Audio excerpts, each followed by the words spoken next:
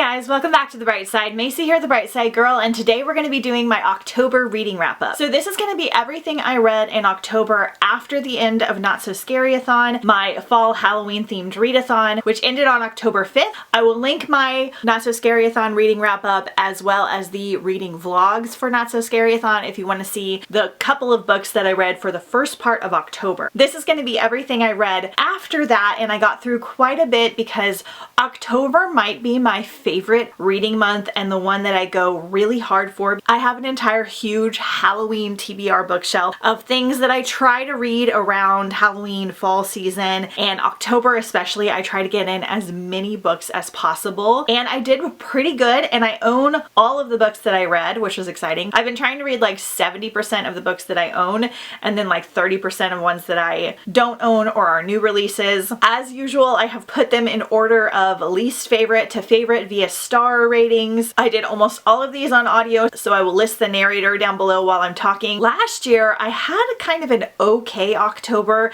I feel like it was bad for the most part. Like, I disliked a lot of the books that I read, and so I really wanted to try to avoid that this year, and I mostly did. I have a pretty large stack of 3-star books, but I do have 2 5-stars and one that I might make my favorite book of all time. I don't know. I loved it so much. So we're gonna dive in. The 3 stars I'm gonna try to do in least favorite to favorite, but they're all somewhat similar. Starting with The People's History of the Vampire Uprising. I read a lot of vampire books in September and October because I did my Not So Scary-a-thon readathon, which again, that vlog is linked down below, as well as I did a vampire reading week where I prepped for my vampire themed Halloween party and read a bunch of vampire books. I tried to cram in as many as possible. I didn't do so good during the readathon, but we did okay during Vampire Week. So this is an adult standalone kind of urban fantasy. Basically, there's this virus that takes over and vampires become a thing, and we're in our modern world, so it very much had like I Am Legend, World War Z, Warm Bodies kind of vibes, but it is told through like interviews, different stories, kind of in that mixed media way. There's not a lot of mixed media in the actual book, but the audiobook had a full cast of narrators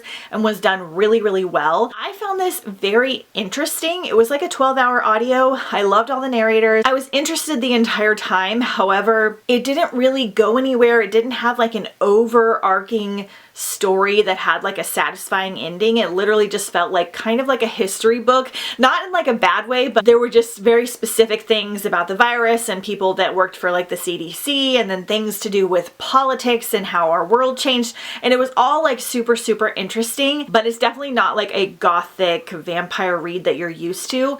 I would say if you absolutely love vampires and you want to read everything about them, I would still recommend this one, but because of the ending and because it just didn't have like a major draw you in type of plot, this one sits at a 3-star for me. I feel like a lot of people will find this dull, especially if they physically read it, but it was okay. Then I read The Vampire Diaries by L.J. Smith. This is the first in the Vampire Diaries series. I think this is a huge like 13-book series that I have never read.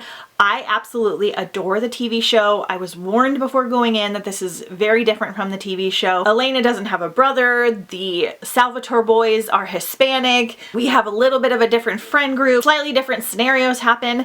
However, I did feel like this still gave me the vibes of the show that I wanted. This one has really bad reviews on Goodreads, but this is a 1991 YA angsty vampire romance, essentially. I kind of knew going in that it was going to be insta-lovey, that it was going to be cheesy, that it was going to be dramatic, and I had a really good time with it. Like, it's ridiculous and over the top, but super interesting, and it definitely drew me in. I feel like my love for the show actually helped me enjoy this, even though it was really different. Knowing that it was different really helped. I thought our narrator did a pretty good job. This is a really quick read on audio. It's only 7 hours. I enjoyed some of the changes. It felt like the atmosphere and the vibes of the book were captured well with the show. Like, I still pictured everything in my head, and I don't know, I had a good time with it. It's silly and ridiculous. Elena's annoying. There's a major insta-love plot in here. I had fun, and I think I'm gonna continue on, so this one was like a 3.5. Next, I physically read Here There Be Monsters by Melinda Berube. I try to physically read the books that don't have audios first before I physically read other things, because I only physically read like a couple books a month. This one my husband picked out for me out of my stack. I actually had a funny moment where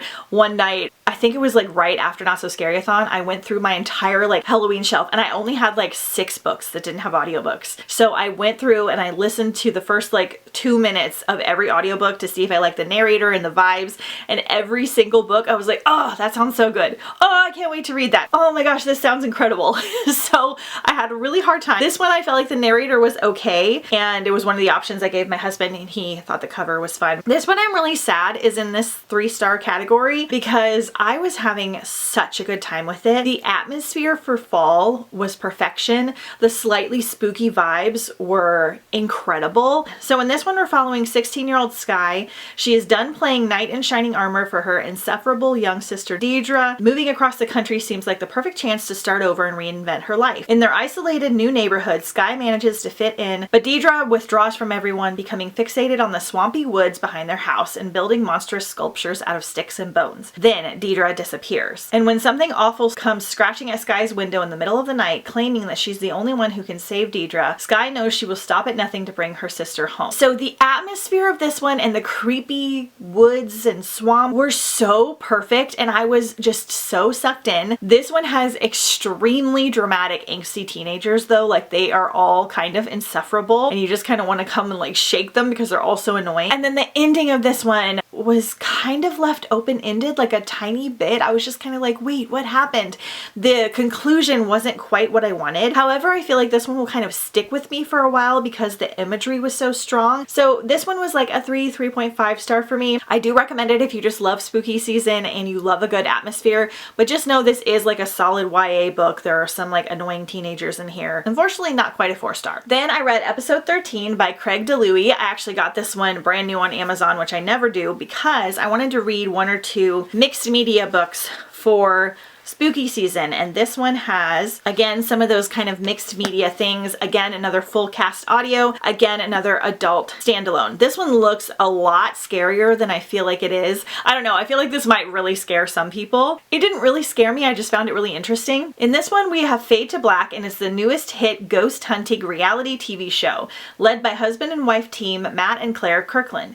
It features a dedicated crew of ghost hunting experts, and episode 13 takes them to every ghost hunter's holy grail, the Paranormal Research Foundation. The crumbling, derelict mansion holds secrets and clues about bizarre experiments that took place in the 1970s. It's also undoubtedly haunted, and Matt hopes to use scientific techniques and high-tech gear to prove it. But as the house begins to slowly reveal itself to the crew, proof of an afterlife might not be everything Matt dreamed of. So this is essentially a ghost story, kind of a haunted house story. Absolutely love the full cast. That part was phenomenal. Again, we're told in like scene footage and documents and interview. This one was a lot more interesting and intense than The Vampire Uprising. It did feel a little slow and kind of circled around a little bit at parts, but I did like the characters a lot more, which was great. The conclusion, again, kind of wasn't my favorite, but the overall experience was good for spooky season. Very creepy and interesting. There was a little bit of like sci-fi elements. I felt like a lot of people are gonna love this one. For me, it was like a 3.75 again, because I just wasn't fully satisfied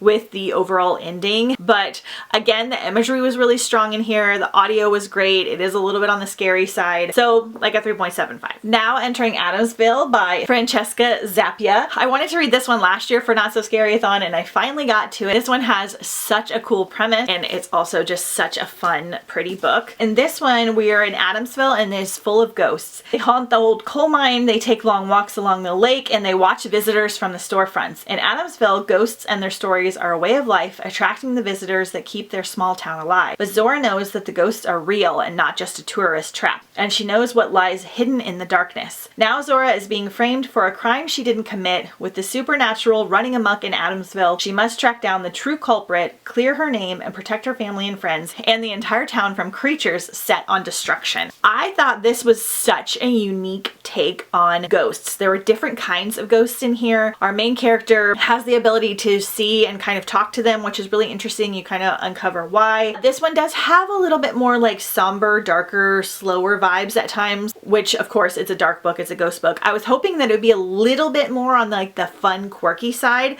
but it was definitely more on like the darker mystery side. I thought the way the ghosts were done was so fun. This has like a found family and kind of like an adventurous team that I really enjoyed. This one again was like a 3.5, but this one is one I feel like I will recommend. It had a satisfying ending and a good ghost story. Next we have Castle of the Cursed by Romina Garber. This is a new 2024 YA release. This is a standalone vampire fantasy. I read this one again for my Vampire Week. This is the beautiful Interlude or Owl Crate edition one of my sweet friends sent me. I have extremely mixed feelings on this one. After a mysterious attack claims the lives of her parents, all Estella has left is her determination to solve the case, suffering from survivor's guilt so intense that she may be losing her grip on reality. She accepts an invitation to live overseas with an estranged aunt at her ancestral Spanish castle, La Sombra. Beneath its gothic facade, La Sombra harbors a trove of family secrets, and Estella begins to suspect that her parents' deaths may be linked to their past. Her investigation takes a supernatural turn when she crosses paths with an enthralling silver-eyed vampire only she can see. Estella worries that Sebastian is a hallucination, but he claims he's been trapped in the castle. They grudgingly team up to find answers, and as their investigation ignites, so does a romance. I had such mixed feelings on this one. I feel like it's one that I'm going to need to reread. First of all, the gothic atmosphere haunted castle was perfect. It was so good. The vampire was kind of creepy. It wasn't scary at all, but it was just very lush and descriptive, and I absolutely loved it. I ate it up. The first half of this book was fabulous. I thought it was going to be like a 5-star. And then halfway through, we start getting like new characters, new plot points, things uncovered from the past, and there was just so much thrown at you at the last half of the book that I felt like it was a little bit too much, a little bit convoluted. There was even some sci-fi elements and things just got all over the place. It kind of felt almost like 2 separate books because of what started happening towards the end. I did not love the romance in here. I liked the characters individually. Our main character feels very, very young. To me, maybe it was just the way the narrator did her, but she sounded more like 14, and the romance got a little bit too spicy for a young adult book with this tone of character, in my opinion. It just was weird how spicy it got with how young she felt, and then our vampire felt like a lot older. But the spooky castle and the atmosphere and everything was really, really good. Again, this is one I feel like a lot of people are gonna love. It gets super weird towards the end. I love a good weird book, but this one didn't quite work for me,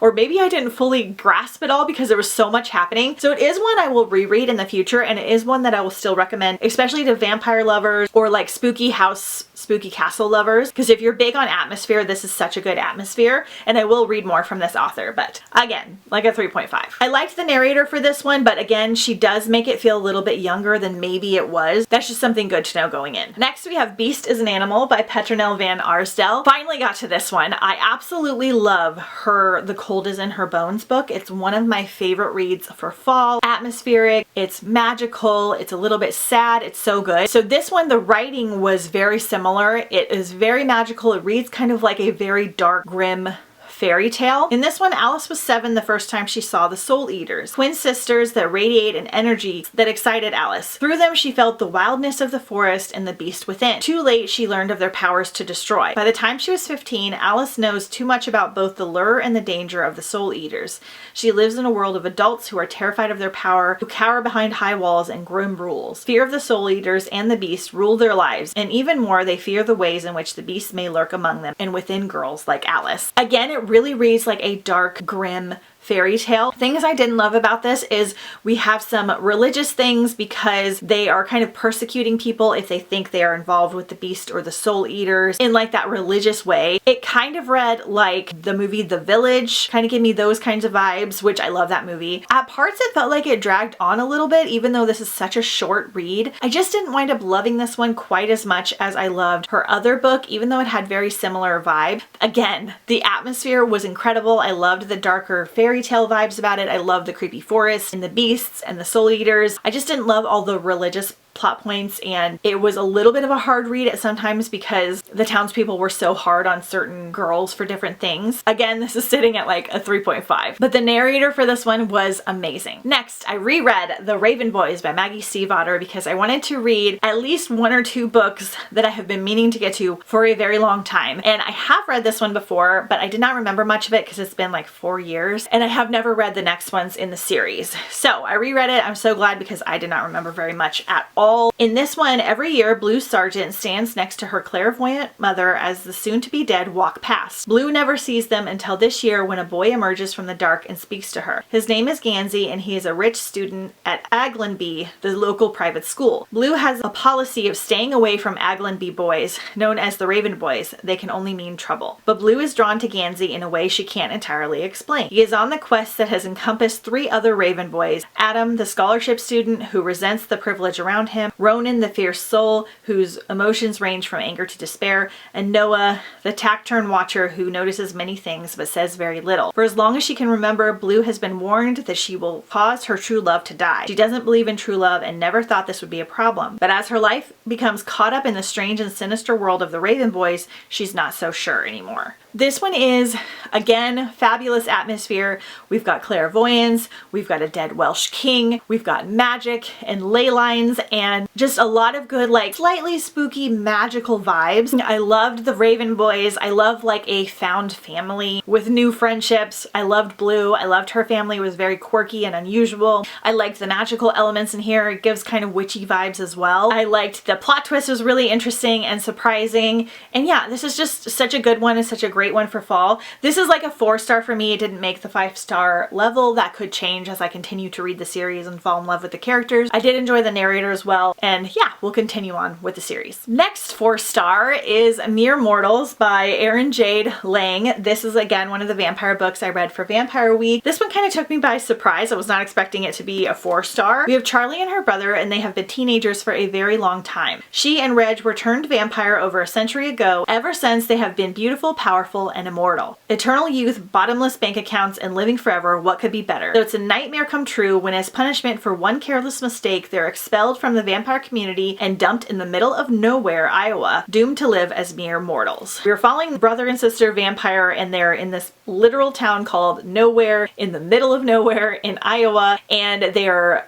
upset. There's like nothing to do, and they have to go back to high school even though they're like older vampires, and they live with this vampire slayer. It was just a really fun time. It gave me kind of like Drink Slay love vibes. It definitely has like a high school vampire contemporary setting, but we have like those magical elements. You're learning things about the Vampire Council. I thought this was just such a unique, fun take. We have a couple little romances in here. Charlie is determined to become immortal, and then she starts to make friends in the town, and I just really liked it. I thought it was really well done. It was really sweet, a really sweet found family, really cute vampire story, definitely like a high school YA book, but I really enjoyed it, and I thought it had just the right amount of like contemporary and fantasy element, and it was just like a light, fun read, and I loved the narrator. Okay, next I had 2 5-star reads to my surprise and delight, and the first one was Before the Devil Knows You're Here by Autumn Krause. I have been putting this book off, to be honest. I actually picked it up for Retoldathon because this is a mashup kind of retelling of Johnny Appleseed and Paul Bunyan, like gothic and dark and fun. And then I was like, well, it's kind of got spooky season vibes, so I'll read it for Not So Scary-thon because this is a very short book. It's a very short audio. It's like 7 hours. It's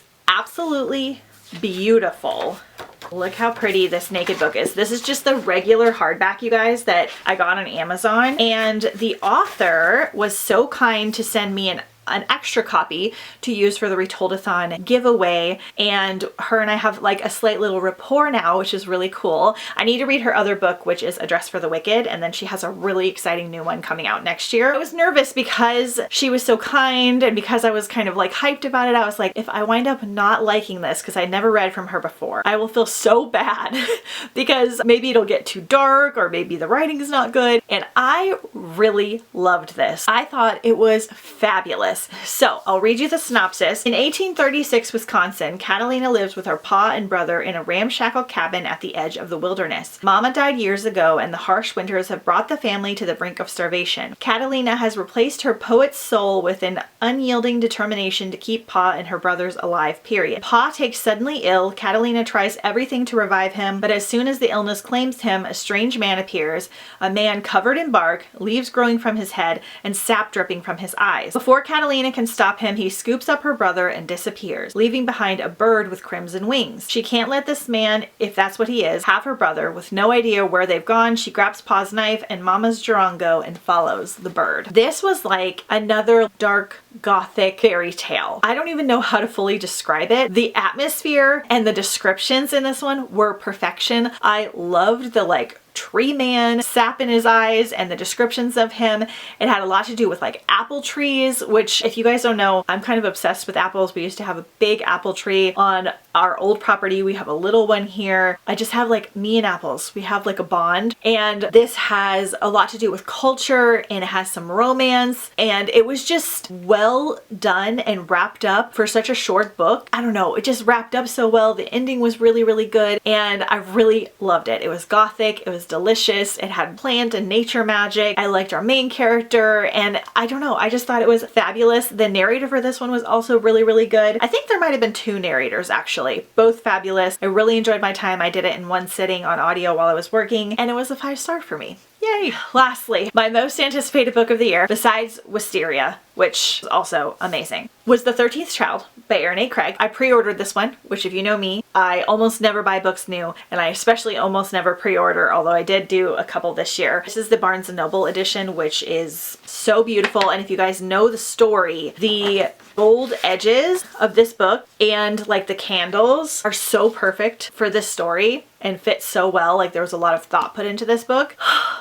It was so good, you guys. It was so good. It was everything I wanted it to be and then more and different than I expected. And I always read the synopsis of these books just because I feel like sometimes I don't do a good job describing them. So I like to read like the synopsis. So Hazel Trepus has always known she wasn't like her siblings. A 13th child promised to one of the gods, she spends her childhood waiting for her benefactor, Merrick, the god of death, to take her away. When he does, he lays out exactly what he's planned for Hazel's future. She will become a great and celebrated healer. To aid in her endeavors, Merrick blesses Hazel with a gift, the ability to instantly deduce the exact cure needed to treat the sick, but all gifts come with a price. Hazel can see when death has claimed a patient and is tasked with ending their suffering permanently. Haunted by the ghosts of those she's killed, Hazel longs to run, but destiny brings her to the royal court where she meets Leopold, a rakish prince with a disdain for everything and everyone. And that's where Hazel faces her biggest dilemma yet. Should she save the life of a king marked to die? Again, I don't even know how to describe this because this was written so well. Erin A. Craig's gothic vibes are absolute perfection. Her and Adeline Grace are now like my spooky fall Halloween go-tos. House of Salt and Sorrows and especially House of Root and Ruin are so good for fall. But this book was just incredible.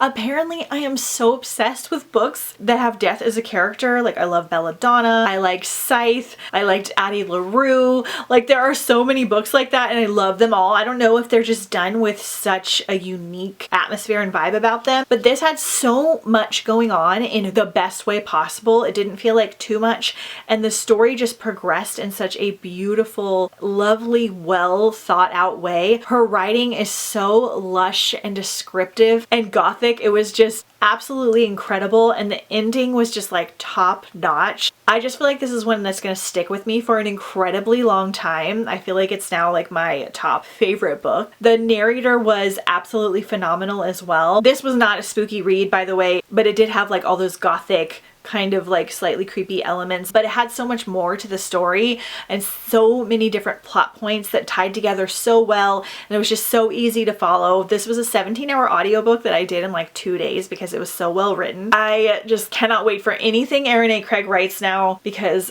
this has just like ripped my heart out of my chest, stolen it, because I am so obsessed. So be prepared for me to talk about this book the way that I talk about Belladonna, but even more so. I literally am obsessed now. I want you to read it, but if you don't like it, please don't tell me, because you know how you love a book so much that you will accept no criticism of it? That's this for me.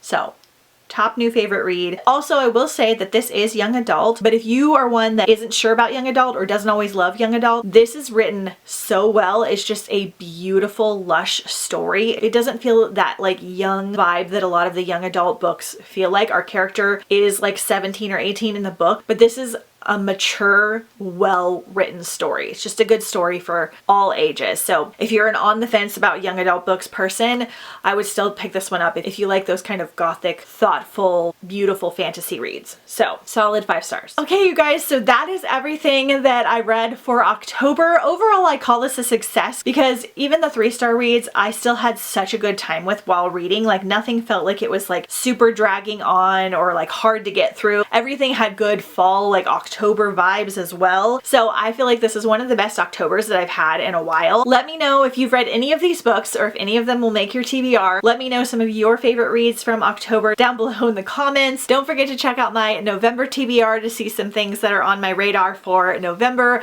I'll link some other videos that you may enjoy down below in the description as well. Don't forget to follow me on Instagram at The Bright Side Girl if you haven't already. Thank you guys so much for watching. I will see you guys next time on The Bright Side.